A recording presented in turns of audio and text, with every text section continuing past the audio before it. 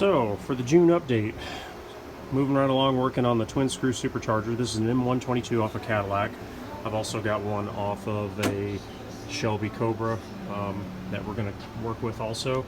But you can see Indy manifolds, cast the manifold, the Modman manifold, and I order it unmachined so I can do all the work for my fuel injector bosses. And so basically what I've got is a 6061 plate sitting underneath here. And I'm going to machine this plate to match the box on the plenum box on the Indy.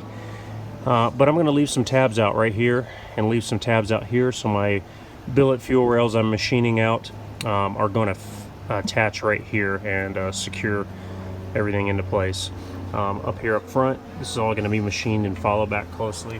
Now you can see the thermostat's extremely close. So Wind makes a offset S-shaped thermostat housing that goes on here and curves around and then offsets it back over to here.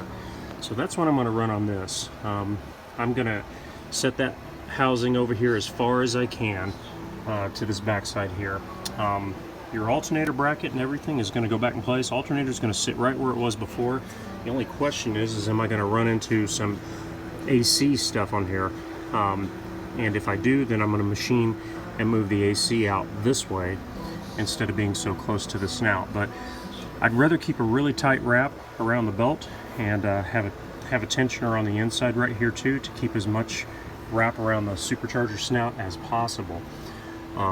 The U-shaped horn that you see that goes around the alternator on your accessory bracket is going to be machined flat. It's going to be a bracket that comes off and holds the top of the alternator, and then I'm going to support my snout with a new machine bracket coming out here going down to that bracket. So it'll have support and won't have any snout movement whatsoever. On the back, I'm coming around the back with my tube this way over here, and then the 108 millimeter is going to sit here, which I have plenty of room obviously in this area here for air filter. Now on the Cobra blower, it sits actually over on this side here. Comes out here, so I'll kind of just play it by ear and see how tight it is, but it gets pretty tight and clustered over here, so I'll probably end up flipping that one too and bringing it around to this side and then keeping everything over here, as long as my throttle cables and kickdown cables all reach. So I want to make sure that that all goes back into place. So anyway, so there's your update today for my machining for June that's going on right now. Oh yeah, the camshaft, I'm obviously not doing it on a 10.3 motor.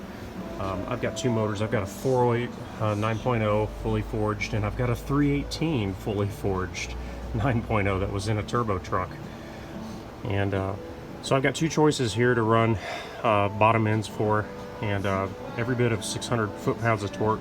But the key is it's going to be pretty drivable. The first cam is going to be a 230, 236 on a 118, very similar to an LSA profile that Lingenfelter runs. So, and I like the way that the drivability on that car. I've driven that car before, but anyway, I like the drivability on that setup right there. It was super easy to tune, and just Dr. Jekyll, Mr. Hyde when the boost comes on. So, and as you know, the boost is going to come on pretty fast with this one here. So, but anyway, there's your update for June. Hope you guys enjoyed that, and if you got any questions, email me at tech@utahsomeperformance.com, and we'll talk to you then. Later.